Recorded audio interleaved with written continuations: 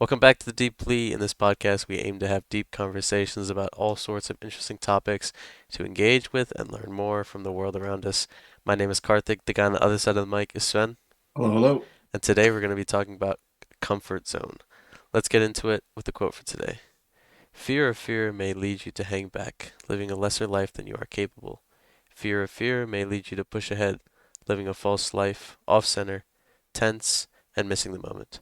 But the capacity to feel this moment, including your fear, without trying to escape it, creates a state of alive and humble spontaneity.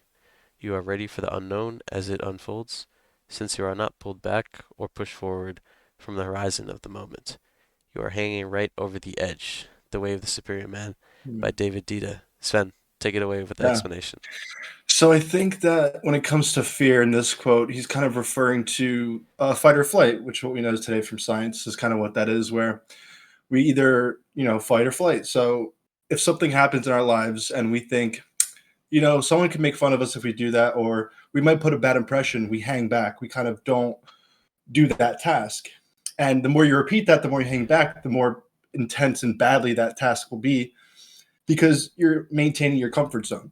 And the opposite, if you do that task and you beat the fear, then you're breaking that comfort zone and you're actually making things easier. You're kind of abstaining from fear because the more you do those things, the more outside the comfort zone you will go, which kind of broadens your capabilities of what you can do. um what do you think? Yeah, I definitely agree with what you're saying. Uh, as we kind of take a look at, you know, staying in the comfort zone or trying to expand outwards, if we're trying to expand outwards and maybe we've realized that, like, oh, I've been living my life wrong and that I've actually been afraid of even feeling fear, then we might Yeah. actually take the hard way and we might just like push ourselves to be ultra disciplined and just like flip the switch of our lives in an instant. But that's not very Yeah. realistic. So that's why David Dita is kind of arguing that we're kind of like on the edge of our fear. We're not like necessarily shattering it because Hmm. that's not really realistic for a daily life. Um, you know, I I can't just be breaking all my fears every day, but instead I Right. can just touch at one in Yeah. specific, especially given my environment and what I have at my disposal. Obviously, I Right. can't really, for example, I guess maybe a fear would be skydiving. So I can't just go tomorrow and just start skydiving. I don't have a plane or I didn't pay for Right. the money or whatever it might be. But I Yeah. can, for example, get over a little bit of fear in making a podcast on a little Right. episode that I don't know too much about. So obviously, I don't know the research of the comfort zone, but I'm Yeah. getting out of my comfort zone in order to just kind of explain it a little bit. And I Right. think when we want to break our comfort zone and do new things, because ultimately we hope that we see that as a good thing, just doing new things and exploring. Yeah. And, when we start to do a new thing, let's say we want to go to the gym, for example, uh, we can look back at previous times in our life when we faced some type of adversity. It doesn't necessarily even have to be related to exercise, but we know that like we can overcome adversity and we've done it in the Mhm. past. I would hope Yeah. so. I would hope so. But I would Yeah. imagine. So we can very easily um, take our past memories and experiences in how we pushed out of our comfort zone before and apply them to Mhm. new situations. Right, and I think what's interesting is kind of like when you don't break your comfort zone by not like when you don't do something, you kind of stack up. So let's say I don't go and talk to this girl 10 times and that like tenfold stacks, it'll actually become way more distant to me than it was the first time where if I immediately said, "Okay, I'm just going to do it the first time I thought about doing it." Every time you don't do it when you think about doing it, you pull yourself farther and farther away and you become more distant to that goal, which I find very interesting because the inverse is that let's say you did that goal and you did it, you find it easier to do it again because you've done it and you can look back and say, okay, I did it. I didn't die. And so it's like it's interesting how to kind of step into this, like I like the term comfort zone. It's perfect because it's like it is a zone in which you're either in it or you're not, and you can be close to the edge. But the more time you spend closer to the edge, the farther away you get from it, but it can always seem right there. It can always seem so attainable. And I think that what's interesting is when you do go outside your comfort zone and you broaden your horizons of your capabilities, you realize that the only reason that you were scared was just because the simple fact that you weren't doing that thing. And that was all it was. And it's all just a mind game. And I just find that very interesting. Yeah.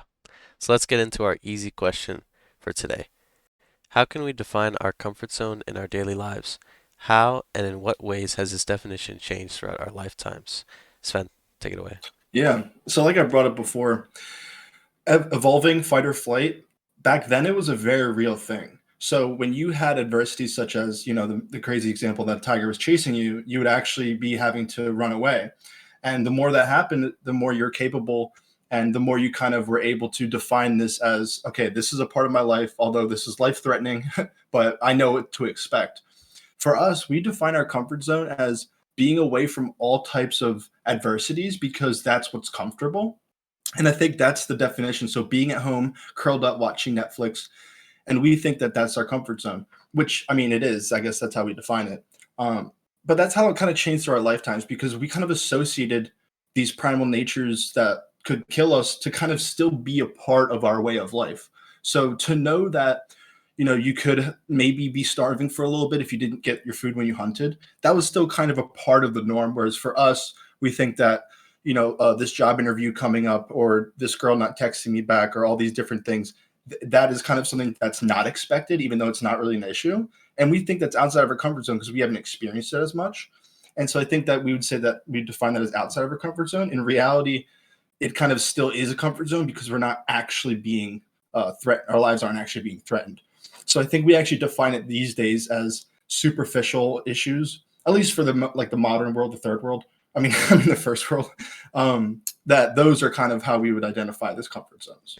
Yeah, I But think yeah. comfort zone in the past used to be like comfort or death.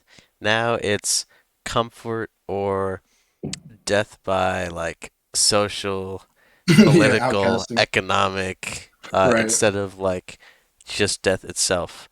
And Yeah. we can, I guess, try and think that like, oh no, we're doing this because this person said that, or this circumstance or this excuse, but excuses are only efficient or inefficient. And most of the Hmm. excuses of getting out of the comfort zone are inefficient. Um, Right. and I think just the comfort zone's definition is just the set of actions we can perform without excuses. So obviously back Okay. then we couldn't we didn't have an excuse to run away from the tiger. We just did or something. Right. And now we don't. I think when you develop good habits, like let's say you go to the gym and you keep that up for a certain amount of time, then your comfort zone is actually going to that gym, Right. and you eventually start to just keep doing that as a habit without making excuses. And Yeah. then our fear zone is where we start to make excuses for performing new actions. So let's say we're starting some creative pursuit, and we say, and we have some maybe self-limiting beliefs or we have some self-doubts, which is expected because maybe we're held up to the social pressures or whatever it might be. Mm. Uh, and we start to make excuses, right? But if we get past this fear zone, we can get into a learning zone, right? Where we Oh, can start to interesting. break through these excuses and then therefore learn and acquire new skills. So Right. this slowly breaks the, you know, I guess slowly expands the area of your comfort zone and the things that you're able to do in your life. And then finally, Yeah. the growth zone. I should actually say what these are. These are kind of just like four things I found on the internet, just like comfort zone, then to fear zone, then learning zone, and then growth zone. Okay. So Yeah. growth zone would be where we keep expanding our comfort zone to perform new actions and live out the lives we want. So this was defined as like making a very high goals and like aspirations and Hmm. how you wanted to live your life. So I think it all goes back to just yeah, what do you want to do with your life and how do you want to live? And I think Yeah. referring to this definition of the expanse, I think this definition has changed in our lifetime in the way that the comfort zone and the fear zone maybe have grown for some, Interesting. but I think also the learning zone and the growth zone have grown for some. I think Yeah. like uh, there's obviously with the advent of the internet, a huge amount of people can learn a huge amount of things. Yeah. But Yeah. also with the advent of the internet, a huge amount of people can enjoy entertainment and comforts Mm-hmm. for as long as they want. So, Yeah, this is or yeah, yeah, go yeah. for it, go for it. This is actually very interesting because now that I'm kind of like trying to put this together with the modern, like looking at the comfort zone, fear zone, learning zone, and growth zone, but now in modern times, it seems that we almost are in the comfort zone, but we're also learning because we have access to the internet. But we're not having to actually do anything that's in the fear zone. But all we're doing is getting information about what the fear zone could be, like what could be in it and all this stuff. But because we're getting exposed to what could be in the fear zone, we never actually want to do it because, like, we know, for example, if we do this task and it won't end up right, that someone could get mad at us, for example, but we learn that online. We don't want to actually go into the fear zone, do that, and learn from it and grow from it, just because now we have the zone of comfort and learning. And I think that actually makes sense nowadays, is why everyone is always kind of so hesitant to do new things or like hard things, is because we have so much information about things that we don't even have to do, that we don't have even done, because we just have the internet and other people to tell us this huge scope of information. So I just thought that was interesting. Yeah. Oh, yeah, I like that. Let's get into the hard question. Should we ever be satisfied by reaching a certain ring of the comfort zone or growing the comfort zone to a new size? No matter how far out we go, is it ever enough?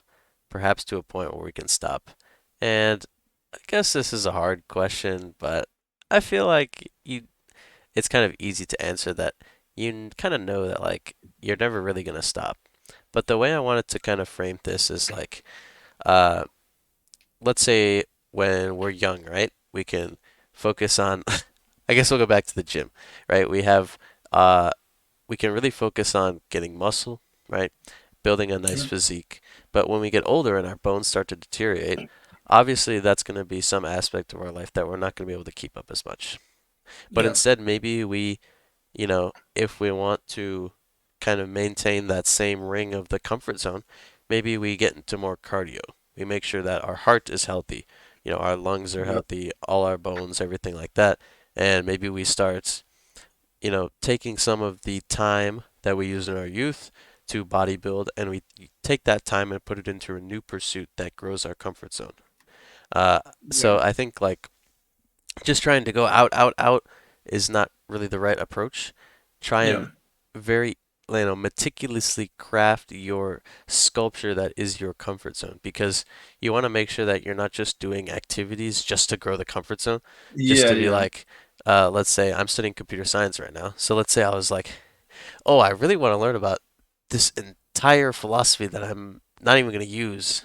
It's Right. like, I mean, you're growing your comfort zone, but it's not Yeah. very practical. So you want to make sure that you craft your comfort zone very meticulously to get it to that size that you want it to be. Uh, Ultimately, that helps you be the person you want to be. Sven, what do you have to say about Yeah. this question? Yeah, so I think that, like, should we ever try and go above and beyond our comfort zone? I think first and foremost it's like, is there a comfort zone that we need to break into in order to be a part of this world? Like, people afraid to go into the workforce, like people may have not actually even have gone like to that limit. That's like kind of what other people's baseline would be.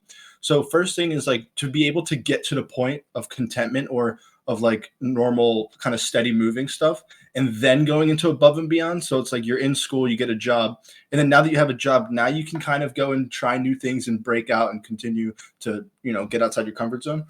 But I think that if you have everything, if you're able to do everything in the comfort zone of like, you have a family, you have your job and all that stuff, and that's enough for you, then I mean, if all that matters is, of course, this would make sense that you just want your kids to grow up and have like, a good life and all that stuff.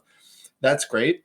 But I think that, a lot of times when, the kids, you grow up and they run off to college and do their own thing, then it kind of comes a time where, you maybe want to do your new hobbies and like learn new things and all that stuff. And I don't know. I don't think there's ever any point to wanting to stop, growing your comfort zone. I mean, it's like all you're doing is getting a new experience. So it's not really anything that's, too bad. It's not like a bad thing to do. But at the same time, it's like you could have a more fulfilling life if you do kind of that extra outside the comfort zone type of thing. And also, like when you do go outside the comfort zone, you gain knowledge that you can spread to other people through your experiences, which just, that's just great. To be able to spread knowledge to people about new things that they haven't done is just a fantastic thing to do. And that's kind of how, the world goes around.